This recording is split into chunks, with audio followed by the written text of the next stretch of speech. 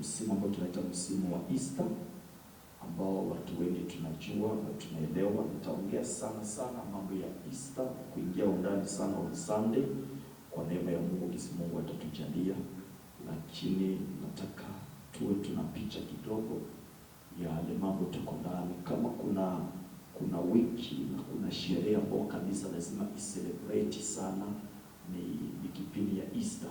Amen. Sababu ndio kipindi tunakumbuka Yesu alipokufa na pia akafufuka after 3 days. Inakuwa 3 days ama 2 days, kitu kama hicho, maana alipokufa Friday akafufuka Sunday. So ni kipindi ambacho kiko tofauti, sababu ni hapo kanisa ilizaliwa, ni hapo wokovu uliingia katika dunia, ni hapo tulipata kukombolewa, ni hapo kanisa ilizaliwa. Maana kanisa ilizaliwa Yesu akiwa bado kwa msalaba. Hapo ndio kanisa ilizaliwa, sababu mwanamke wote akitaka kuzaa, kabla azae anatoka ndani maji, anatoka ndani damu, then mtoto anakuja. Na Yesu akiwa kwa msalaba alitoka damu, akatoka na maji, then kanisa ikakuja. Kuna watu wanasema amen. Hiyo ni revelation, niko kwa revelation, sio kwa doctrine. Amen. Bwana asifiwe sana. So hapo ndio kanisa ilizaliwa akiwa kwa msalaba, Calvary, Golgotha. Ni hapo ilizaliwa. So ni lazima tu celebrate, maana wokovu ndio uliingia katika dunia, ukombozi ukashuka duniani na kanisa ikazaliwa. Kazi Yesu aliyokuja kuifanya akaitimiza, akaikamilisha akiwa msalabani, na pia kufufuka kwake akaonyesha kama yeye ni Mungu, tena ni Mungu mzuri. So wiki hii ukienda kwa Catholic, I think it was last week ama wiki hii, wanaita ni wiki ya matawi. Si unaelewa? Matawi. Sawa, ukienda kwa makanisa ya Catholic na utaona wamejaza matawi mahali kote, watu wanatembea na matawi. Hata ukitembea kuna wale wanatembea na matawi kwa barabara. Na muuliza niambia, ni wiki ya matawi. Ni wiki ya matawi. Hata ajui ni matawi na maanisha nini, na ni wiki ya matawi. Sababu gani wanakumbuka? Ni hapo nataka nigusie tu kidogo leo tuone, maana ni wiki ya mwisho ya Yesu duniani. Ya Yesu duniani kabla hajakufa. Sawa, sababu after kufufuka, ukisoma Acts chapter 1 verse number 4, hapo utaona ya kwamba alifanya 40 days kabla aende mbinguni. Alipomaliza kufufuka alifanya 40 days, then after 40 days akaenda mbinguni. Lakini this is the last week before Yesu akufe. So alifanya nini? Tunasoma Luke chapter 19:28 up to 44. Luke chapter 19:28 up to 44. Niseme tu kitu hapa muhimu, then tutaomba na tukamilishe ibada yetu ya leo. Amen. Hallelujah. Nasikia kuna mtu simu yake inaweza ikawa kweli. Aende live Facebook, then tutashare kwa hiyo yake.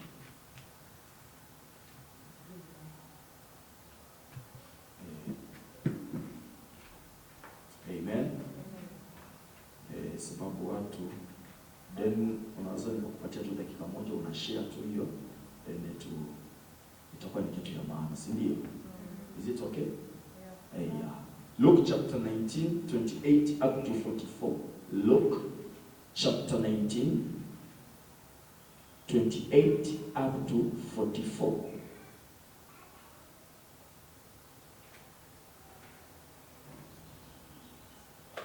The book of Luke, yes. Mama tusome. Luke 19:28. Bible says, after Jesus had said this, he went on ahead, going up to Jerusalem. And as he was approaching Bethphage and Bethany, at the hill called the Mount of Olives, he sent 2 of his disciples, saying to them, go to the village ahead of you, and as you enter it, you will find a colt tied there, which no one has ever ridden. Untie it and bring it here. If anyone asks you, why are you untying it? Tell him, the Lord named it. Those who were sent ahead went and brought it just as he had told them.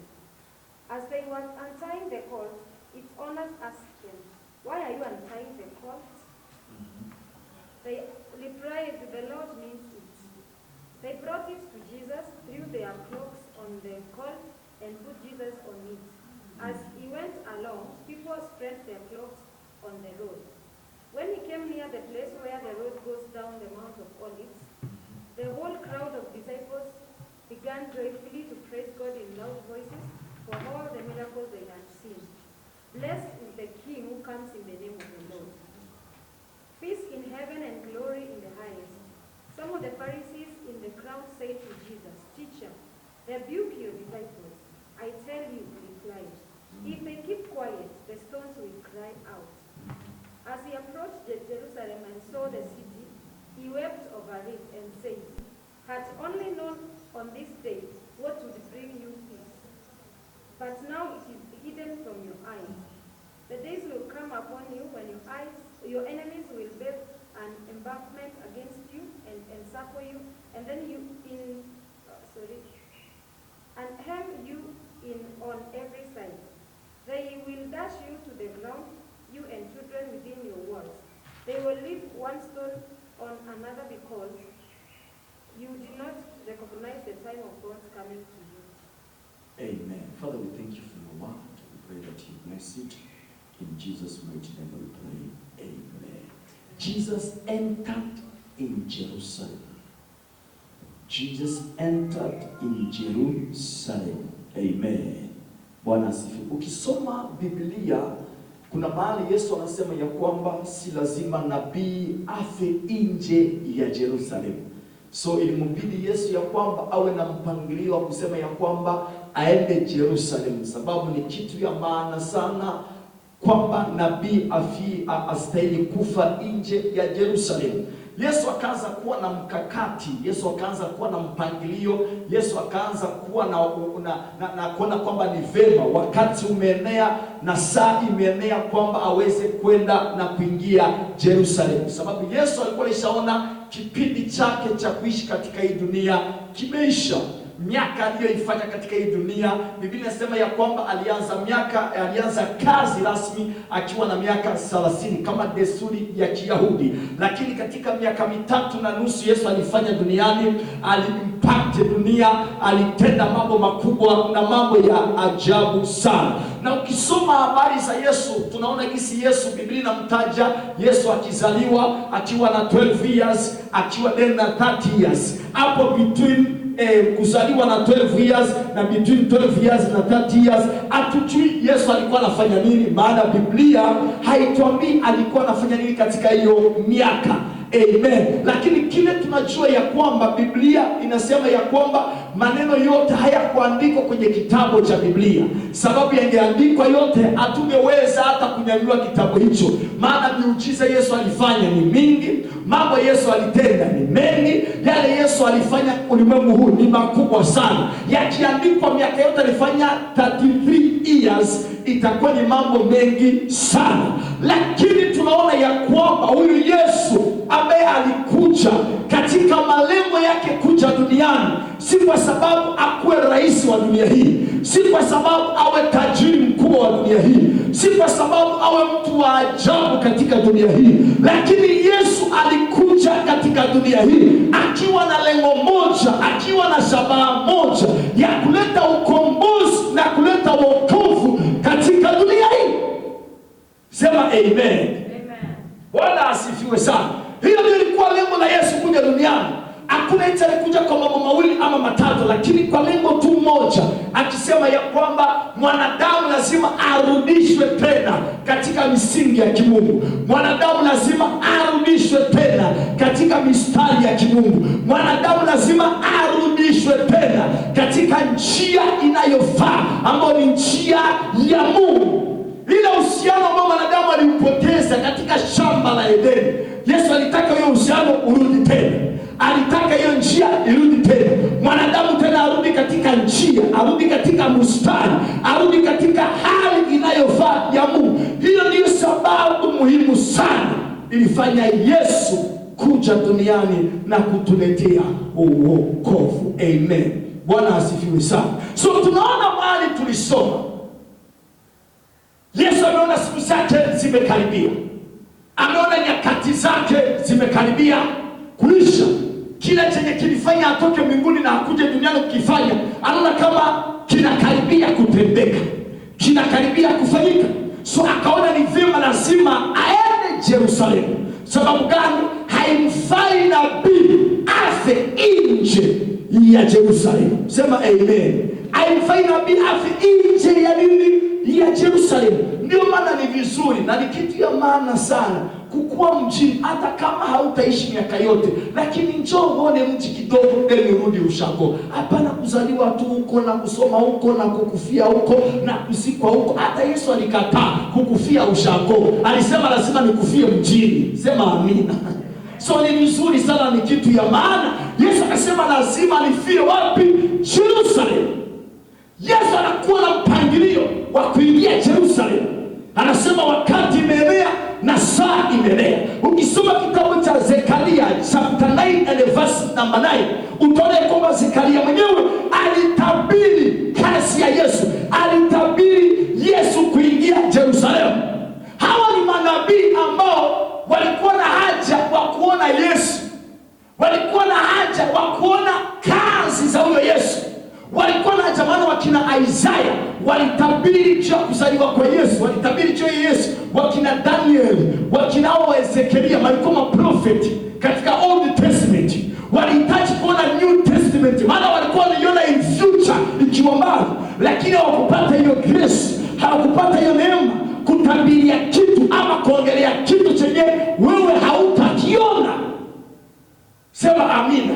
Sasa Zekaria na yeye anatabiri, anasema jinsi Yesu ataingia Yerusalemu akiwa juu ya mwana kondoo, mwana punda, akiwa juu ya mwana punda. Hebu tusome hapo chapter 9 and verse number 9.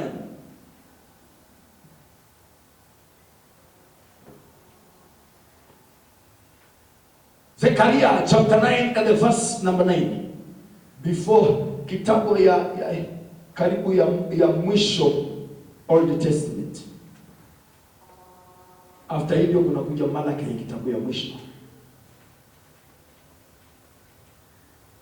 Yes, chapter 9 and verse number 8. Tuna jinsi the prophet huyu ana prophesy, anasema jinsi Yesu hajamuona, hajafikia nyakati hizo, lakini anasema jinsi Yesu atakuja na atapanda juu ya punda, juu ya mwana punda, akiingia Jerusalem. Yes. Rejoice, greet you, O daughter of Zion. Shout, daughter of Jerusalem. See, your king comes to you, righteous and having salvation, gentle and riding on a donkey, on a colt, the foal of a donkey. Amen. Akiwa juu ya donkey, juu ya mwana punda. Biblia inasema ya kwamba Yesu alipotaka kuingia Yerusalemu, aliambia wanafunzi wake eti waende wamtafutie mwana punda ili aingie Yerusalemu akiwa juu ya mwana punda, ili aweze kufanya nini? Kutimiza kile ambacho Zekaria aliprofesy, kutimiza kile ambacho kilitabiriwa tangu kitambo. Akaambia nendeni mtafute mwana punda, na huyo mwana punda mwenye mtatafuta akuwe mwana punda mwenye hajapandiwa na mtu, hajaikaliwa na mtu, akiwa mtu mwenye angaliki sawa. Kisha mwenye nao akimuuliza mnataka kwa nini, mwambie Bwana anamhitaji, full stop, then mumulete kwangu. Sababu gani? Yesu hawezi akachangia kitu na mtu mwingine. Biblia alisema ya kwamba hawezi akachangia utukufu wake na mtu mwingine. Ndio maana ndani ya maisha ya mwanadamu, roho ya mwanadamu, enda uchague Yesu akae ndani yako, enda uchague shetani akae ndani yako. Hakuna mabwana wawili wanaweza kukaa ndani ya mwanadamu. Enda uwe njia ya Yesu, enda uwe njia ya shetani. Ndio maana Yesu alisema ya kwamba hauwezi ukatumikia mabwana wawili, utapenda umoja na ukatae umoja. Ndio maana Yesu alisema sitaki mwana punda mwenye alishapandiwa na mtu, lakini nahitaji mwana punda mwenye hajapandiwa na Mungu. Yesu anahitaji tumbebe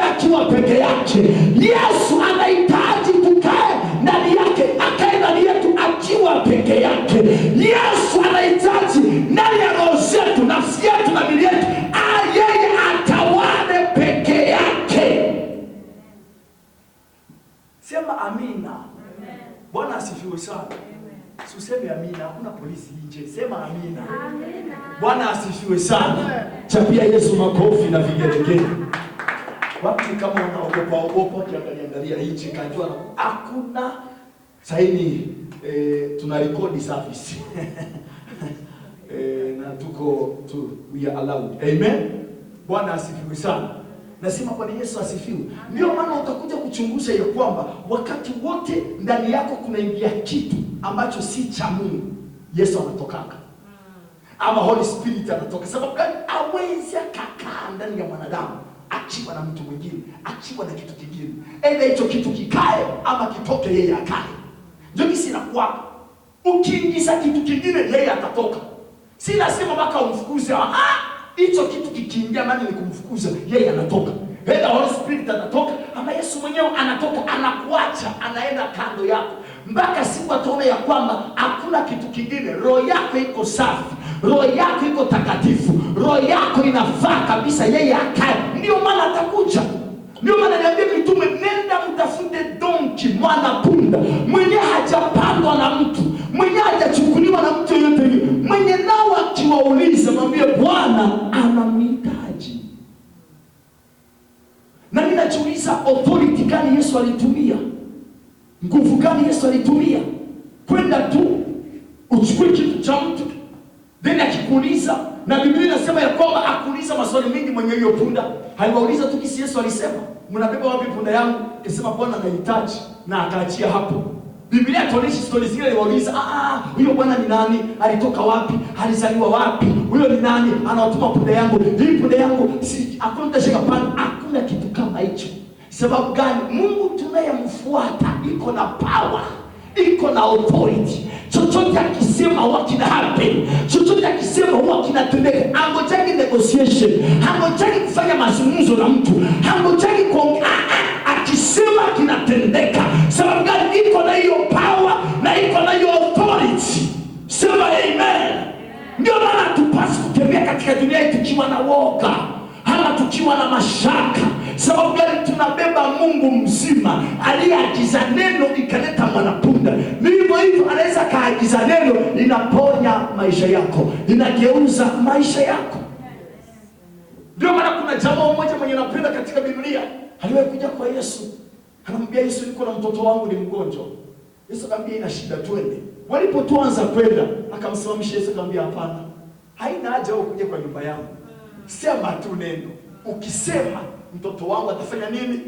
Atapona. Sema, haina haja ukuje. Unajua neno yako inashinda hayombi distance ili uweze kufanya kitu. Hapana. Hata ukisema hapa mtoto wangu kwenye kwa atapona. Yesu akaangalia akasema Bwana utendewe hivyo hivyo kulingana na imani yako. Na Biblia inasema ya kwamba alipoenda jamaa akafika kwa nyumba akakuta mtoto wake amepona. Akauliza amepona saa ngapi? Akakutana ile time yenye Yesu alisema ile neno, alitamka ile neno. Njoo damu ya mtoto aliweza kupona. Njoo maana tuko na uwezo wa kutransfer. Maombi yetu haihitaji visa, maombi yetu haihitaji transport, maombi yetu haihitaji ticket yoyote. Tuna uwezo wa kuyatuma. Hata mtu akiwa mbali ya Kenya, akiwa nchi za mbali anapata jibu. Sababu gani? Tuna uwezo katika maombi na katika masemi yetu. Amen. Sema amina sana. Ndio maana lazima mtu wa Mungu kujikontrol. Wakati wote unasema kitu, wakati wote unatamka kitu. Kuko watu wenye tulishagajibuia wenyewe sababu ya maneno yenye tulitamka. Sababu gani? Kuna nguvu ndani ya maneno. Kuna nguvu. Hasa mtu mwenye anaokoka, hasa mtu mwenye anatembeaga na Mungu, hasa mtu mwenye alipakwa mafuta na Mungu, hasa mtu mwenye iko na grace tofauti juu yake kutoka kwa Mungu, anaweza kaspeak a word juu yako na hiyo kitu ina happen. So kuna maneno mengi yenye tushaka sema mabaya sana. Tunashinda kukumbuka kama sisi tumeokoka, kama tuko na hiyo power, kama tuko na hiyo authority. Unasema kitu na kina happen. Unasema huyo mtu agongwe na anagongwa. Unasema huyo mtu akufe na anakufa. Unasema huyo mtu, kuna watu ni wako hivyo. Kuna watu wako na hiyo grace. Akisema kitu kina happen saa hii. Ndio maana lazima kujihadhari sana kama watu wanaokoka. Maneno yetu yawe maneno ya kupima, maneno ya kuchunguza, ya kujua wakati wa kutamka maneno mazuri na wakati wa kutamka mambo si mazuri. Bwana asifiwe sana. Maana tuko na uwezo katika maneno yetu kuyatamka na yanafanya kitu. Maana Yesu anakaa ndani yetu, na akikaa ndani yetu anatupa ule uwezo na hayo mamlaka ya kutamka kitu na kitu kinatendeka. Wakaleta mwanapunda kwa Yesu. Biblia inaniambia ya kwamba walipomleta kwa Yesu, eti Yesu akampanda mwanapunda. Sema amen. Akampanda mwanapunda. Kwa nini alimpanda mwanapunda? Ukisoma Luke chapter 17 verse number 21, utaona ya kwamba Yesu alipanda mwanapunda na aliingia Jerusalemu katika hali ya unyenyekevu, as a symbolic action that was meant to show that his kingdom is not of this world. His kingdom is spiritual. Maana watu walikuwa na confusion ya hatari. Watu hawaelewi. Wengine Mafarisayo na Sadukayo wanafikiria Yesu anakuja kuwatoa katika ule utawala. Wanafikiri Yesu anakuja kumaliza kutoa kingdom ya Waroma na kuweka kingdom yake. Lakini Yesu alitaka kuwaonesha, niko na uwezo. Nikitaka kingdom ni dakika moja. Sihitaji campaign, sihitaji social media, sihitaji Facebook na YouTube, maana kitabu hii hazikukua. Lakini zile zenye zilikuwa kitabu hiyo hahitaji kuzitumia. Sema amen sana. Aliwaonesha katika unyenyekevu kama kingdom yake si ya dunia hii, lakini kingdom yake ni katika ulimwengu wa kiroho, katika ulimwengu yeye anatawala mahali kote. Ndio maana alipopanda mwanapunda, hakuna matangazo yalifanyika Eric. Hakuna mtu mwenye Yesu aliita. Hakuna, lakini roho tu, ile uwezo wake, ile nguvu yake tu ya Yesu ilitembea mitaani. Ikatembea mahali kote, ikavuta wamama, ikavuta wababa, ikavuta vijana, ikavuta watoto, ikavuta wazee. Na wamama walikuwa kikuja, hawakuwa wanakuja hivyo, walikuwa wanakuja na maleso, wanakuja na vitenge, sijui vitu gani wanakuja nazo. Tulizoona wakati wanaenda kumzika Rais Magufuli, unaona wamama wanatandika hivi, hiyo gari tu ipite juu ya leso yake. Hainua tenda naambia, wakati Magufuli anaenda kusikwa, hii leso, hii gari yake ikaenda juu ya hii leso. So watu, hakuna mtu aliwaambia walete maleso zao. Hakuna mtu aliwaambia walete majani. Wengine walipitona na majani, wakakokota majani matawi wakayaleta. Yesu akiwa juu ya mwanapunda. Mwanapunda hajakaliwa na mtu. Yeye ndio wa kwanza kuikalia mwanapunda. Biblia inasema anaelekea kuingia katika mji wa Yerusalemu. Watu wameshakuja, wamama, wababa wamekuja, vijana, watoto na wazee wamekuja. Wamama wanaanza tandika maleso, wengine wazee wanatandika matawi, wengine matawi wanapiga juu. Biblia inasema Roho wa Mungu akaweka wimbo ndani ya vinywa vya watu. Wakaanza sema, abarikiwe anayekuja kwa jina la Bwana wa majeshi aliye hai. Wakiimba, wakicheza, wakishangilia, Yesu akiwa juu ya mwanapunda. Sema amen. Bwana asifiwe sana. Akiwa juu ya mwanapunda, wametandika maleso, wametandika vitu zote. Na hizo maleso alizitandika si Yesu aliyezikanyaga, lakini ni punda aliyekanyaga hizo maleso. Walitandikia Yesu, lakini punda ndio alizikanyaga. Wakati mtu anakubali kubeba Yesu na kutembea na Yesu, benefit ya kwanza utapata. Chine chenye kinastahili kutendewa yeye uliyebeba, utatendewa wewe. Sema amina sana. Wakati unakubali kumshika Yesu, wakati unakubali kutembea na yeye, wakati unakubali kukaa na yeye, wakati unakubali kuishi na yeye, kuna vitu zenye utaona unasema hapa ni sababu niko na Yesu. Kama si yeye singelikuwa jinsi niko. Kuna grace iko juu ya mtu, unasema hapa si masomo niko nayo. Kuna kazi mtu anapata, si akili niko nayo, hapana, lakini njia kile nimebeba, njia kile kiko ndani yangu, kinafanya nikae na watu waliosoma zaidi yangu, kinafanya nitembee maofisi makubwa, kinafanya nitembelee mandege na vitu zingine. Ni sababu gani? Si masomo, si akili, si ujuzi uko nao, ila ni Yesu uliyebeba. Ukibeba yeye, utakanyagia kitu ambacho wengine hawawezi wakakanyagia. Shout amen. Sema amina. Kuna mahali mimi huwa ninaingia, mimi mwenyewe nasema nimefika aje hapa, lakini nakumbuka ni kile nimebeba. Kuna watu ninaongea na wao, najiuliza wewe tulipatana naye aje? Nikakumbuka ni kile nilifanya nini? Ni kile kitu kiko ndani yangu. Ni huyo Yesu niliyebeba. Ndio maana kuna wengine wako na maisha yale wako nayo leo sababu ya Yesu yuko ndani yao. Siku utamchukua Yesu umtoe, umweke kando, itakuwa mwisho wa maisha yako. Itakuwa mwisho wa maisha yako. Nilishaka waambia, haujaonaga mtu mwenye anazini mara ya kwanza, mara mbili, mara tatu, kila siku anakuwa anazini, lakini hajawahi beba mimba, hajawahi bebesha mimba, hajawahi pata ukimwi au magonjwa yote hivi. Lakini siku tu ya kwanza mimba pa. Siku tu ya kwanza magonjwa ndio hayo pa. Sababu gani? Grace iko tofauti, inalingana na umuhimu ulichukulia kile ulibeba. Sema amen. Bwana asifiwe sana. So wakati unakubali kutembea na yeye na kukubali yeye akae ndani yako, kuna vitu utatembelea, kuna vitu utafanya, kuna vitu utaishi. Sababu gani? Yesu ulikubali akae. Biblia inasema ya kwamba Yesu akiwa juu ya mwana punda anapepea tu watu. Amen. Anapepea tu watu wanajaa, anaelekea kuingia Yerusalemu. Biblia inasema eti alipokaribia kuingia Yerusalemu, Mafarisayo na Masadukayo wakakuja. Kelele imekuwa mingi sababu katika desturi za Kiyahudi hawezi kaingia Yerusalemu kuweka fujo, ukiweka nduru nini. Lazima kuingia, maana ilikuwa ni mji wa amani, mji mtulivu. Sema amen.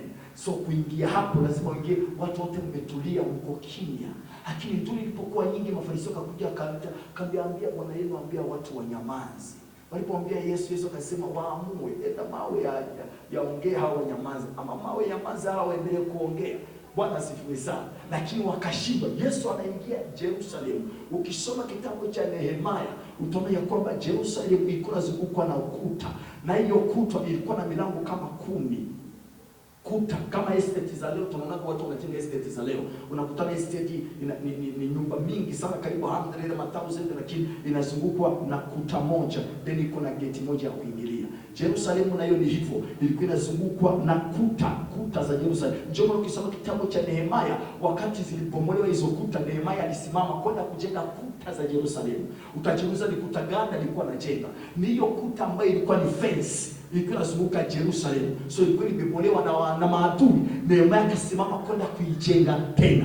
Na hiyo kuta ilikuwa inazunguka Yerusalemu, ilikuwa na milango kama 10. Kulikuwa mlango unaitwa mlango wa waizi, mwingine mlango wa jalala, mwingine milango ya kondoo. Mwingine tutaongea juu ya milango ilikuwa inazunguka Yerusalemu. Biblia inasema ya kwamba Yesu akaelekeza mwana punda wake kupita katika mlango unaitwa mlango wa kondoo. Mlango wa kondoo. Sema amina. Mlango wa kondoo. Na huyo mlango wa kondoo si kila mtu alikuwa anaruhusiwa kupitia, maana ulikuwa unafungwa. Lakini Yesu alitaka kuprofesai juu ya maisha yake, kusema ya kwamba siwezi kuingia kwenye mlango wa jalala, siwezi kuingia kwenye mlango wa waizi, lazima niingie kwenye mlango unaitwa mlango wa kondoo. Sababu gani? Mimi kwanza ni mwana kondoo wa Mungu aliye hai. So lazima nipite mahali maisha yangu inalingana na hapo kupita. Sema amen. Biblia inasema kwamba akaelekeza mwanapunda wake eti akaingia Yerusalemu. Alipoingia Yerusalemu, kitu cha kwanza kili happen kwa alipoingia, Biblia inasema akatoa machozi.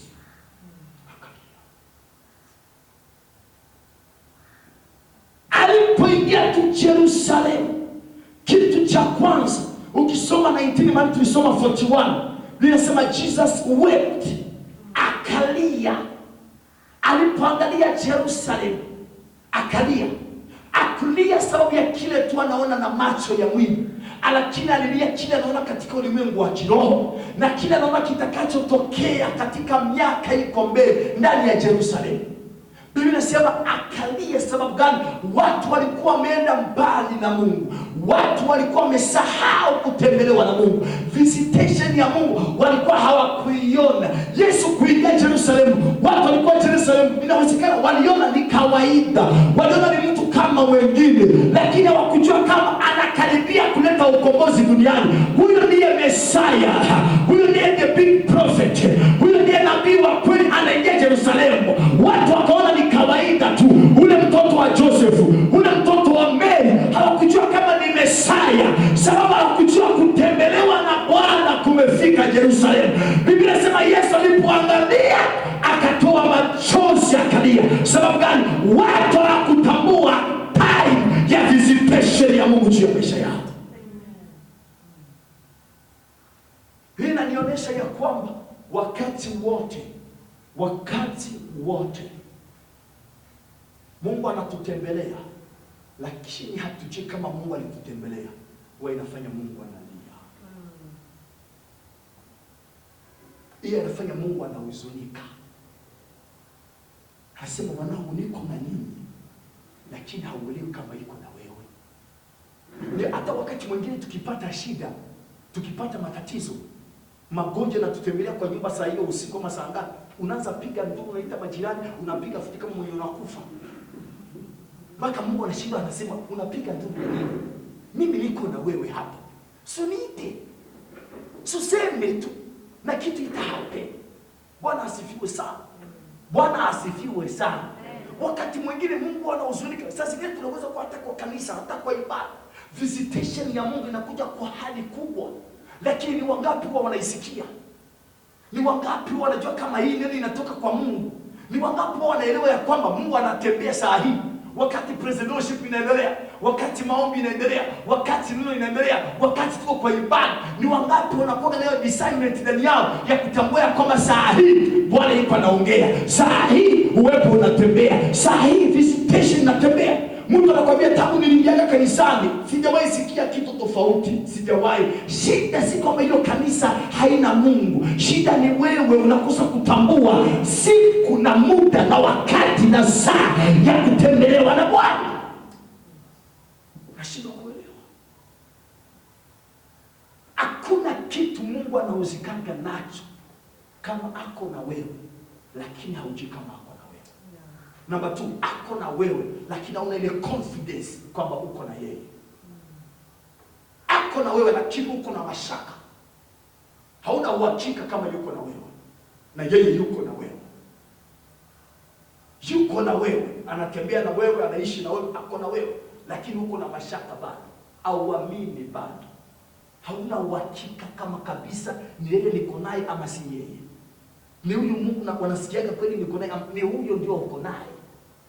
Lazima tuwe na confidence kama watu wa Mungu. Kipindi hiki cha Easter tuko ndani, tujue kama ameshinda kifo na mauti. Na hatuko tuna celebrate mtu mwenye angaliki kwenye kaburi. Hapana, tuna celebrate mtu mwenye alishaka shinda kifo na mauti 2000 years ago back kule mbali sana. Ameshinda, sasa anakaa kwenye mkono wa kuume wa Mungu Baba. Hayuko kaburini tena, hayuko kwenye mauti tena. Lazima tutembee na confidence. Lazima kutembea na ujasiri. Unasema ninakaa ndani ya matatu juu niko ndani, haiwezi kufanya accident. Hata wengine watakufa na njaa, mimi sitakufa na njaa. Hata wengine kazi itaisha, mimi sitaisha. Sababu gani? Uko na confidence, uko na confidence na Mungu ndiye, na hata watu wote watakuacha. Unajua nikiwa na yeye we are 100 people, we are men. Unakuwa na hiyo confidence ndani yako. Sema amen. Biblia inasema Yesu akalia sana. Akatoa machozi. Sababu gani? Hawakujua time ya visitation yake. Kitu kingine ukisoma 1943 Yesu akaanza kupeana prophecy over Jerusalem. Akasema Jerusalem mngelijua. Eti mngelijua kama maadui wanajipanga na maadui wanajikusanya kwa kuja kuwapiga wewe vikali sana na kuja kuharibu mji huu na kuuteketeza. Ukisoma historia ya kanisa utaona ya kwamba after Yesu kuongea, after 40 years kulikuja ushambulizi mkubwa juu ya Jerusalem. Watu mamilioni, watu maelfu wakauawa Wayahudi. Sababu gani? Yesu alikuwa alipeana hiyo prophecy, lakini watu hawakusikia. Alisema maadui ni wengi wanajiandaa na wako wanajikusanya kuja kupiga. Niko naona miaka iko mbele kwamba kuna kitu kitatendeka, lakini watu hawajatambua na watu hawajaelewa. Ni kama nyakati tuko ndani.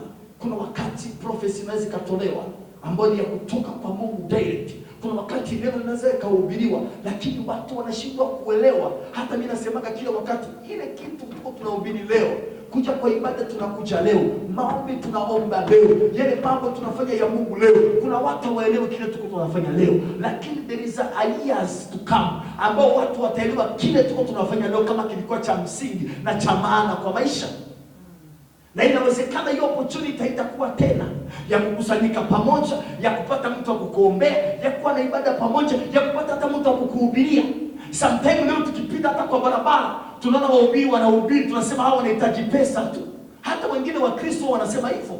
Mtu anahubiri, sasa zingine ukilishika hapo unamwambia hata wewe ni mongo, sijui kama uko lakini unahubiri habari za Yesu. Unaita watu wa wokovu, ubiri baba, ubiri. Unachukua hata sadaka unatoa, ubiri. Lakini sisi wenyewe ndio tunaanzaka. Unasema huyo ni mwizi, huyo ni mongo, huyo ni pesa anatafuta. Mtu anasimama kwa matatu anahubiri, akimaliza kuhubiri asikia tu, akitisha sadaka kama uko nayo toa. Kama hauna funga mdomo, weka kadena, funga mdomo wako, weka kikufuri, funga, acha. Halo? Mnasikia kile niko nasema? Lakini wengine tunakuwa tunawashambulia huko nje, tunasema hawa ni watu, hawa ni waongo, hawa ni na nini, haina shida. Lakini neno linahubiriwa. Sasa zingine watu hawaelewi kile tunafanya. Hawaelewi kile tunafanya. Ukiandaa kusudi huko nje watakwambia hiyo ni ukora inaendelea. Njoo useme iko hapa Kenya, hapa nje hapa. Wanakwambia hiyo ni ukora. Mtu akianza kanisa leo hiyo ni ukora. Sasa unajiuliza kila mtu anaanza kanisa anakuwa ni mkora. Ndio kweli kuna wakora, ndio kweli kuna watu wa biashara, lakini haijali sisi kujudge. Anayekuwa na hiyo judgment ni Mungu mwenyewe. Sababu gani? Kuna watu wenye tulijudge, mwisho tukakuja kugundua kwamba tuliwajudge na wrong way. Haikukuwa kweli kile tulisema, lakini baadaye kumbe ni watumishi wa Mungu wa kweli. Sababu gani? Macho yetu yaliona jinsi mtu anaanza, yaliona jinsi mtu anaendelea polepole, tukaanza kuona na kesho yake na future, na baadaye tukaanza kumpatia image, tukamweka kaboksi kama watu wengine. Tunasema hawa ni wakora na huyu ni mkora. Tena wenye wanazaga hayo maneno ni watu wa kanisa. Hata mwingine anaweza kaingia kwa kanisa na bado huko yeye anasema huyo mchungaji ni mkora, na hiyo kanisa haitoki. Unamwambia si utoke brother, asema acha tu ninangali. Unangaliaje chini ya anointing ya mkora? Uko nje unaenda unasema huu ni mkora, huu ni mwizi, huu ni nini? Si utoke. Upasa nitishaka sadaka mingi, pesa mingi kila saa. Ninakwambia kuna mahali ukienda hizo nchi nyingine utashangaa. Mimi nilienda kuhubiri Kongo. Sunday moja wanaitisha sadaka kama 20. Na unaona watu wote wanatoka. Sadaka ya kwanza ya Thanksgiving, kitunga hapo Thanksgiving. Mungu alikulinda wiki yote mzima. Toa sadaka Thanksgiving. Watu wanaleta shukrani kwamba Mungu alitulinda wiki yote mzima. Tukimaliza hiyo wanaita fungo ya 10 tayari. Watu wanaleta. Ukimaliza hiyo wanasema sadaka sijui ya nini. Wanaleta pia sadaka sijui mchango wa charity. Wanaleta vitunga 10 zinatoka, zingine 10 zinaletwa na watu wanatoa. Hakuna mtu ana complain. Lakini kuna zile nchi zingine sadaka tu 2 weka hapa, wanasema basi. Sababu gani? Watu walishakuwa na hiyo system tu. Kwa masikio wanasikia na kile wanaona. Ndio wakora ni wengi wako.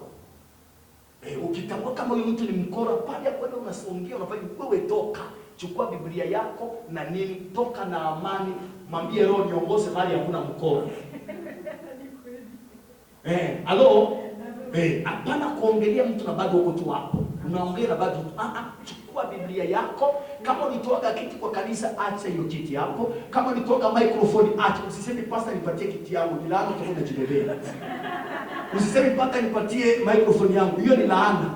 Unajibebea mwenyewe. Acha hiyo kitu yote.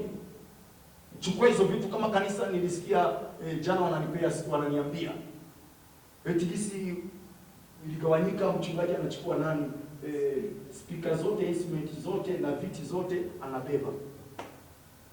Alitolewa kwa hiyo community, kwa inatoka nini? Leadership. Kwa leadership, kwa uongozi. Ni kama tukeyeki saa hii. Iseme ito kanisa chache. Ni kama tukeyeki saa hii nasema tunamsuspend Pastor Alan. Hatakuwa tena pastor wa Compassion Church. Then mimi nikuje niambie Chris na wakina Keti na wanevi na nini, tunachukua viti yetu yote, instrument zetu zote tunabeba. Tunabeba. Ndio kisa alifanya. Akachukua instrument zote, akachukua na viti zote, akabeba.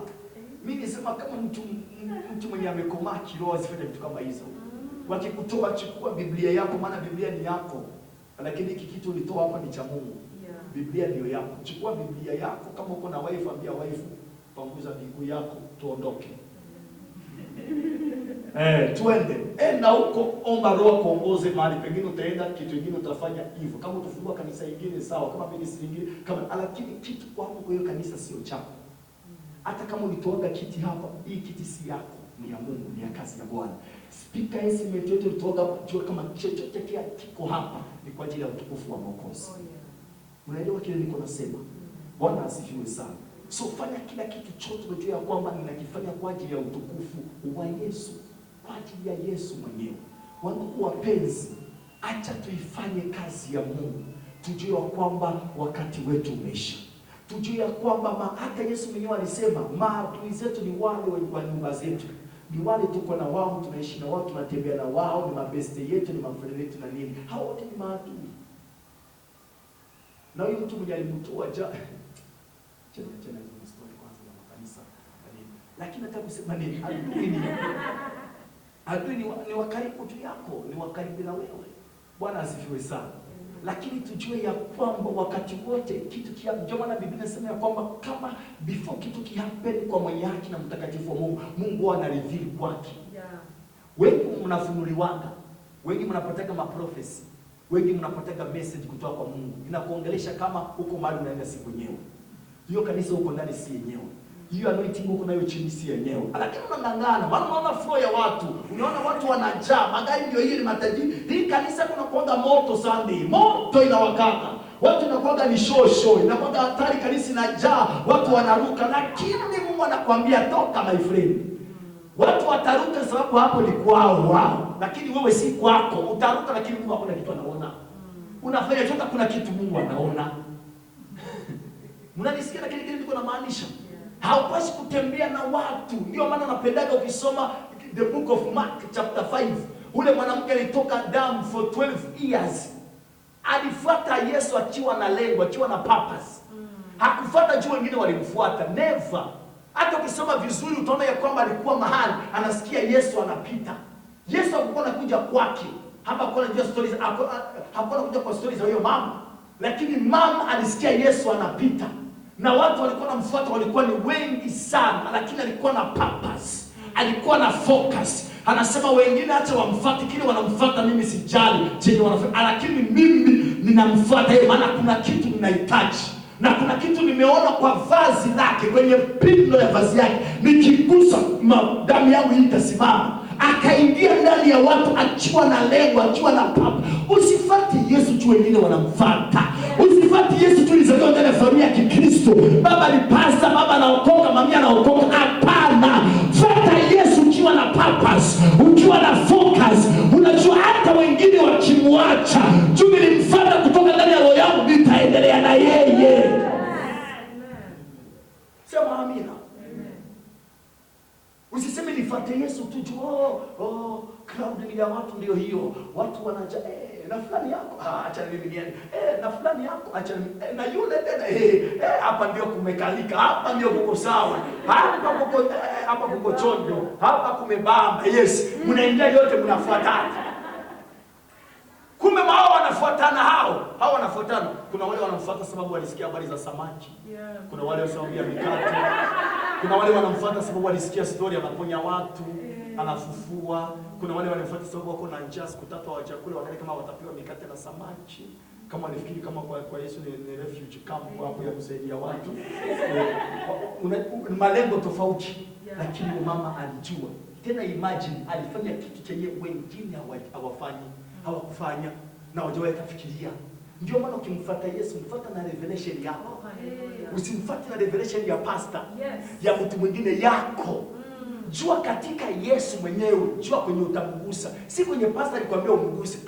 Revelation yako ujue utagusa wapi.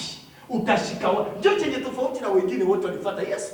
Ule mama alipata revelation, alijua kama wengine watamgusa kwa mabega, kwa kichwa, kwa mgongo, wapi. Lakini mimi sijali na mwili wake, na jali na vazi yake.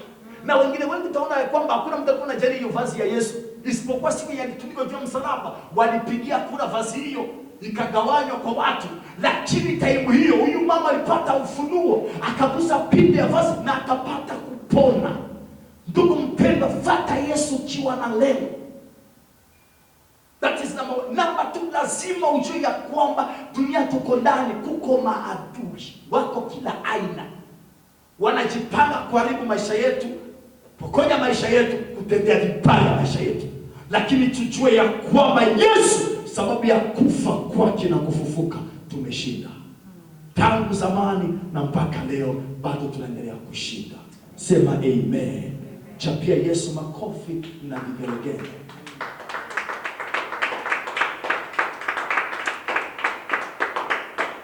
Nimalizie tu nasema ya kwamba tutaona Friday ambayo ni Good Friday alikuwa anaelekea kufa, lakini kabla afikie kufa tumeona ya kwamba akiingia Yerusalemu alilia. Usifanye Yesu kulia. Ukisoma Hebrews chapter number 6, chapter number 6, shuka chini hapo kidogo. Kuna mahali hapo Biblia inasema ya kwamba unapofanya dhambi unakuwa umemrudisha Yesu katika ile mateso aliyoyapata akiwa kwenye msalaba. Wakati wote mwanadamu anapofanya dhambi, anapomkosea Mungu, anapotoka nje ya mapenzi ya Mungu, Mungu anahuzunika sana. Ndio ninasema kwamba alipoangalia Jerusalem eti akatoa machozi. Usifanye Mungu atoe machozi. Usifanye Mungu ahuzunike. Usifanye Mungu aumie. Hapana. Ishi jinsi anataka. Usimrudishe tena katika hayo mateso aliyoyapata, katika hizo shida, hizo ziki alizozipata. Usimrudishe tena huko. Lakini ishi na kutenda na kufanya kila anataka. Na ukumbuke wakati wote Yesu alipeana prophecy kwa mambo yatakuja baadaye, mambo yatakayojitokeza baadaye. Kwamba kuna maadui wengi wanatuzunguka, lakini pamoja na hayo tunajua tumeshinda. Lakini tujue kwamba tu katika hii dunia lazima tuwe na maadui. Lazima tuwe na watu wanatupangia mipango mibaya. Lazima watu walio mbali yetu sana, lakini wale tu walio karibu yetu. Wengine hata wafikiriaji, wengine hata wawaziaji hiyo mambo, lakini shetani anaweza akawapitia. Ni kuzinda roho zetu na kuzichunga roho zetu. Tujue kwamba anything can happen wakati tunaweka katika hii dunia. Kila kitu kinaweza kutendeka. Lakini lazima focus yetu na matarajio yetu yawe kwa Mungu wa mbinguni. Tusimame kwa miguu.